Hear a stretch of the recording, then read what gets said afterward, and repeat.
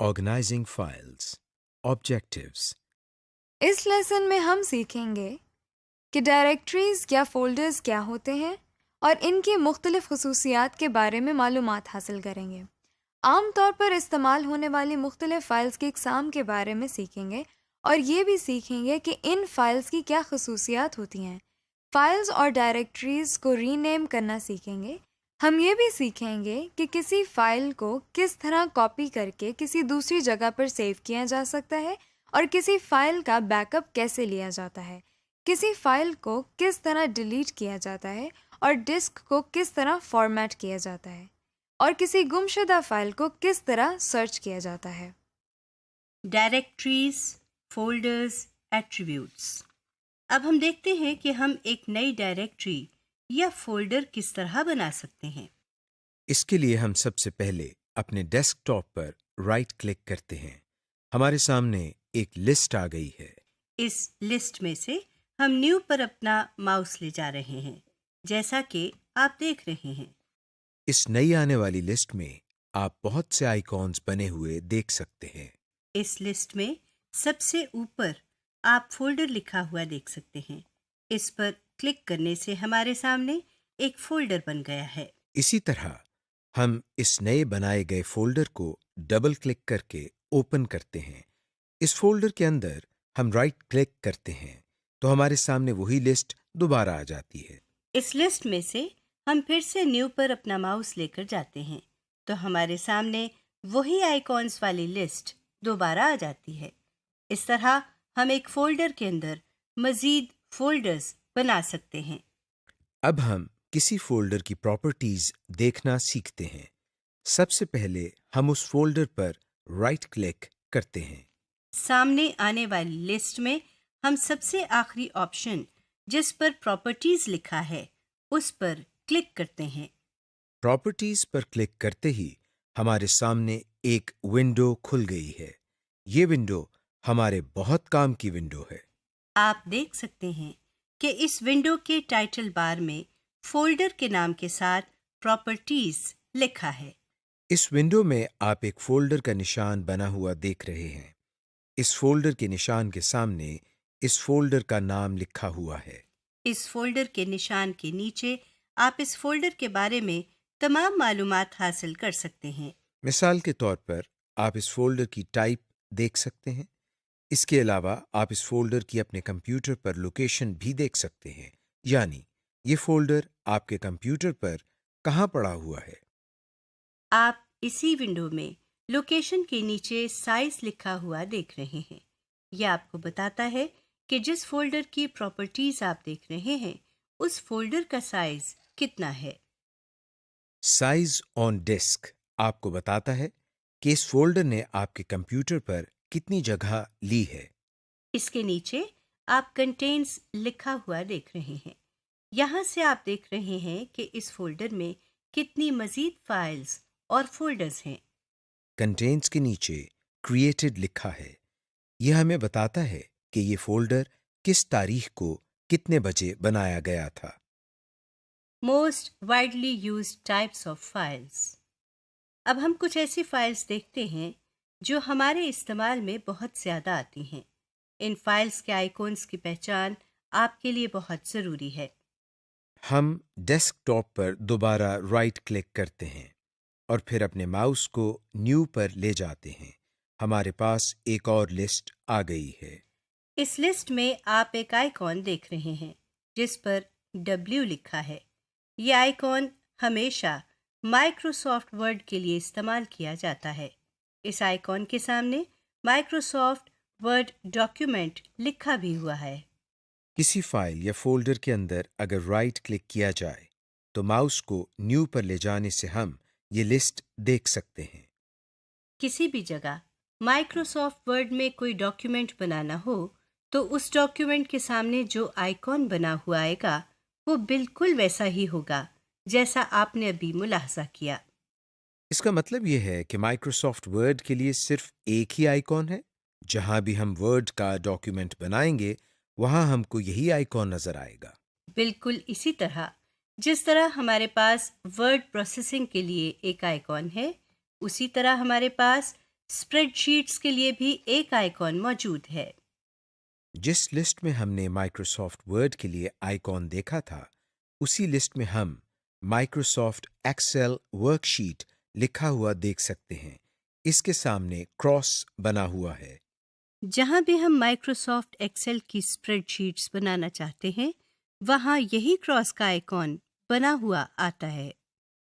Spreadsheets और word processing की तरह डेटाबेसेस के लिए भी हमारे पास एक आइकॉन है।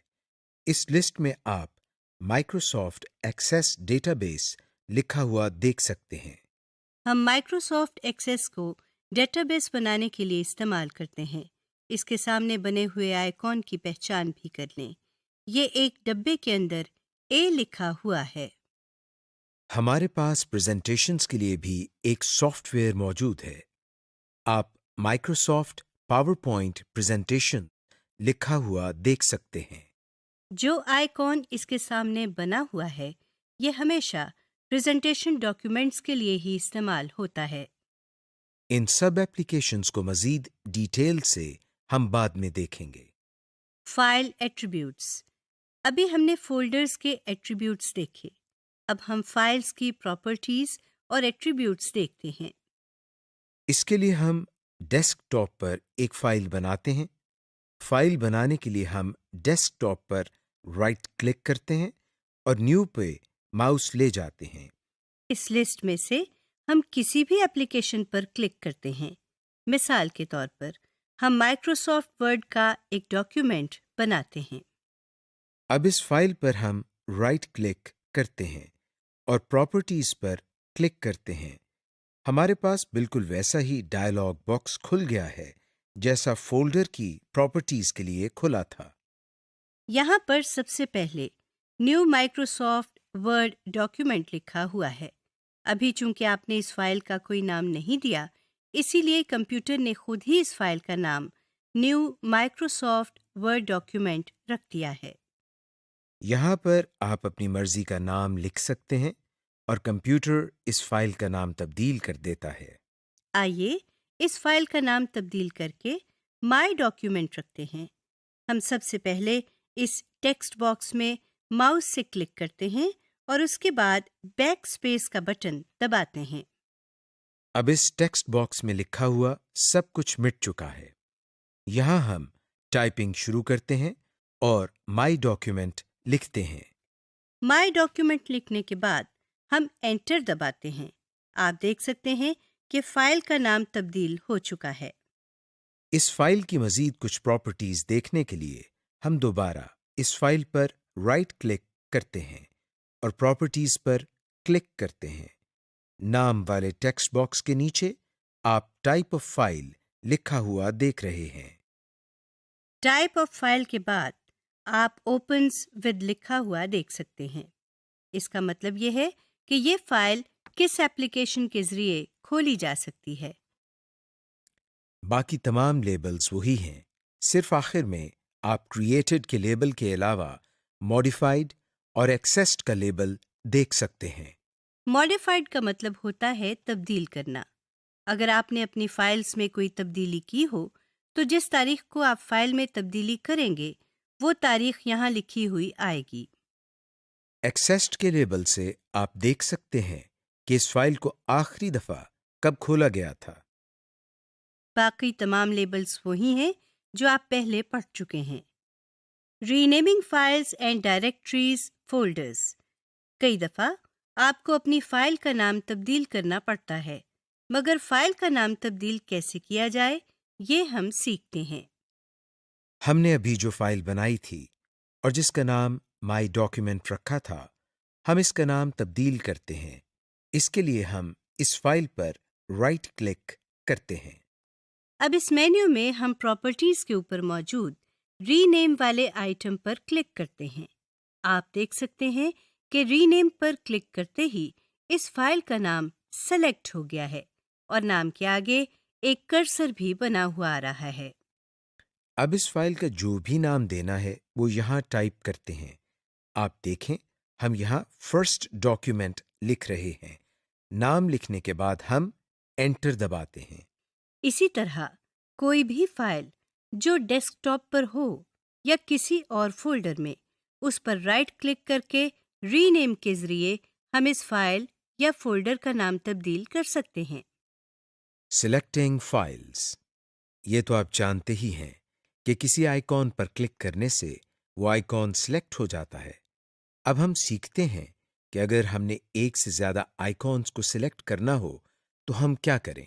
अगर हमने इन आइकॉन्स को सेलेक्ट करना हो जो इकट्ठे पड़े हुए हैं, तो एक से ज्यादा आइकॉन्स को सेलेक्ट करने के लिए शिफ्ट के बटन के साथ एरो कीज का इस्तेमाल करते हैं। इसी तरह अगर हम चाहते हैं कि उन आइकॉन्स को सिलेक्ट करें जो इकट्ठे नहीं पड़े हुए, तो हम शिफ्ट के बजाय कंट्रोल की इस्तेमाल करते हैं और माउस से उन आइकॉन्स को सिलेक्ट कर लेते हैं। Copy and paste files. अब हम एक बहुत ही मजेदार और इंटरेस्टिंग चीज देखते हैं। हम एक ही फाइल की जितनी चाहें कॉपीज बना सकते हैं। इसके लिए हम आइकॉन पर राइट क्लिक करते हैं और फिर कॉपी पर क्लिक करते हैं। अब जहां हम इस फाइल को पेस्ट करना चाहते हैं, वहां पर जाकर हम राइट क्लिक करते हैं और मेन्यू में से पेस्ट पर क्लिक करते हैं। आप देख सकते हैं कि स्क्रीन पर एक और आइकॉन बना हुआ आ गया है, जिसके नाम में फाइल के नाम के बाद कॉपी भी लिखा हुआ है, जिसका मतलब है कि हमने अपनी फाइल की एक और कॉपी बना ली है। Make backup copies. अगर हम अपनी फाइल को अपने कंप्यूटर पर भी रखना चाहें और इस फाइल को किसी यूएसबी में भी महफूज करना चाहें, तो इसके लिए भी हमारे पास एक बहुत ही आसान तरीका है। सबसे पहले आप यूएसबी को कंप्यूटर की यूएसबी पोर्ट में लगाएं। अब जिस तरह हमने एक फाइल अपनी मर्जी के फोल्डर में सेव की थी, उसी तरह हम किसी भी फाइल को यूएसबी में भी सेव कर सकते हैं। सबसे पहले हम फाइल को कॉपी करेंगे। अब हम कंप्यूटर की विंडो खोलेंगे। इसमें आप अपने सामने रिमूवेबल डिस्क लिखा हुआ देख रहे हैं। यूएसबी चूंकि ऐसी डिस्क है जो आसानी से कंप्यूटर के साथ लगाई और उतारी जा सकती है, इसलिए कंप्यूटर इसको रिमूवेबल डिस्क से जाहिर करता है। इस पर डबल क्लिक करके ओपन कर लें। अब कॉपी की हुई फाइल को यूएसबी में सेव करने के लिए हम यहां पर राइट क्लिक करते हैं और पेस्ट पर क्लिक करते हैं। दूसरे तरीके में हम फाइल को कॉपी किए बगैर यूएसबी ड्राइव में महफूज करते हैं। जिस फाइल की हम कॉपी बनाना चाह रहे हैं, हम इस फाइल पर राइट क्लिक करते हैं और अपने माउस पॉइंटर को सेंड टू पर लेकर जाते हैं। अब जो मेन्यू हमारे सामने है, उसमें हम रिमूवेबल डिस्क पर क्लिक करते हैं। इस पर क्लिक करते ही हमारी फाइल यूएसबी में जाना शुरू हो गई है। फाइल को कॉपी करने से हम एक ही फाइल को दो जगह महफूज कर सकते हैं। अगर हम चाहें कि हम अपनी फाइल को एक फोल्डर से निकालकर दूसरे फोल्डर में महफूज करना चाहें, तो हम फाइल को कॉपी करने के बजाय कट करते हैं। फाइल पर राइट क्लिक करके हम कट पर क्लिक कर रहे हैं। अब जहां इस फाइल को हम पेस्ट करना चाहते हैं, वहां जाकर हम पेस्ट पर क्लिक कर देते हैं। Delete files from folders. कई दफ़ा ये भी होता है कि आपके कंप्यूटर पर कोई ऐसी फ़ाइल पड़ी होती है जो आप मज़ीद इस्तेमाल नहीं करना चाहते और बेवजह आपके कंप्यूटर पर मेमोरी इस्तेमाल हो रही होती है। इसलिए आप उन फाइल्स को अपने कंप्यूटर से निकालना या डिलीट करना चाहते हैं। ऐसा करने के लिए हम क्या करते हैं, आइए देखते हैं। जिस फाइल को हम डिलीट करना चाह रहे हैं, इस पर राइट क्लिक करके हम डिलीट पर क्लिक करते हैं। डिलीट करते ही हमारे सामने एक मैसेज आता है, जिसमें कंप्यूटर हमसे पूछता है कि क्या हम वाकई फाइल को डिलीट करना चाहते हैं या नहीं। अगर हम यस पर क्लिक करें, तो फाइल हमारे फोल्डर से निकलकर रिसाइकिल बिन में चली जाती है, और अगर हम नो पर क्लिक करें, तो कंप्यूटर इस फाइल को डिलीट नहीं करता। इस वक्त हम यस पर क्लिक कर रहे हैं। फाइल को डिलीट करने के लिए हम उस पर सिंगल क्लिक करने के बाद कीबोर्ड से डिलीट का बटन भी दबा सकते हैं। जिस तरह हम एक फोल्डर में से किसी फाइल को डिलीट करते हैं, उसी तरह हम पूरे फोल्डर को भी डिलीट कर सकते हैं। फोल्डर पर राइट क्लिक करके हम डिलीट पर क्लिक करते हैं। कंप्यूटर एक दफा फिर पूछता है कि क्या हम वाकई फाइल को डिलीट करना चाहते हैं या नहीं। हम यस पर क्लिक करते हैं क्योंकि हम इस फोल्डर को डिलीट करना चाहते हैं। फॉर्मेट ए ड्राइव। अब हम एक बहुत ही मुनफरिद और दिलचस्प काम सीखते हैं। ये तो आप जानते ही हैं कि USB क्या होती है। USB पर आप अपना किया हुआ काम महफूज करके कहीं भी ले जा सकते हैं। मगर ये भी तो हो सकता है कि आपके USB पर जो काम आपने महफूज किया है उससे USB पूरी भर चुकी है और अब आपको उस महफूज किए हुए काम की ज़रूरत भी ना हो। इस तरह की सिचुएशन में आपको USB से डेटा को डिलीट करना पड़ता है या फिर USB फॉर्मेट करनी पड़ती है। आइए देखते हैं कि फॉर्मेट कैसे करना है। सबसे पहले हम अपनी USB को कंप्यूटर के साथ अटैच करते हैं। अब हम डेस्कटॉप पर बने हुए कंप्यूटर के आइकॉन पर डबल क्लिक करते हैं। आपके सामने जो विंडो आई है उसमें आप कुछ आइकॉन्स बने हुए देख सकते हैं। उनमें से एक आइकॉन पर रिमूवेबल डिस्क लिखा हुआ देख सकते हैं। इसी आइकॉन पर हम राइट क्लिक करते हैं। आप अपनी स्क्रीन पर एक मेन्यू देख सकते हैं। इस मेन्यू में एक फॉर्मेट का आइटम भी मौजूद है। हम इस आइटम पर क्लिक करते हैं। हमारे सामने एक छोटा सा डायलॉग बॉक्स आ गया है। इसमें कैपेसिटी के नीचे एक ड्रॉप डाउन मेन्यू है जहां से आप इस USB का साइज सेलेक्ट कर सकते हैं। अमूमन आपको साइज सिलेक्ट करने की जरूरत नहीं पड़ती। कंप्यूटर खुद ही सही साइज सिलेक्ट कर देता है। बाकी दोनों ड्रॉप डाउन मेन्यूज के बारे में हम बाद में आपको बताएंगे। वॉल्यूम लेबल के नीचे रिमूवेबल डिस्क लिखा हुआ है।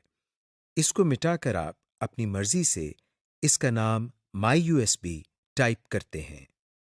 फॉर्मेट ऑप्शंस के नीचे क्विक फॉर्मेट पहले से ही सिलेक्टेड है। फॉर्मेटिंग शुरू करने के लिए हम सबसे नीचे बने हुए स्टार्ट के बटन पर क्लिक करते हैं तो कंप्यूटर हमें एक वार्निंग देता है कि अगर आपने USB फॉर्मेट की तो इसमें मौजूद सारी फाइल्स और फोल्डर्स डिलीट हो जाएंगे। हम ओके का बटन प्रेस करते हैं। आप देख रहे हैं कि USB फॉर्मेट होना शुरू हो गई है और कुछ देर में ये अमल मुकम्मल हो जाता है और हमारे सामने फॉर्मेट कंप्लीट का मैसेज आ जाता है।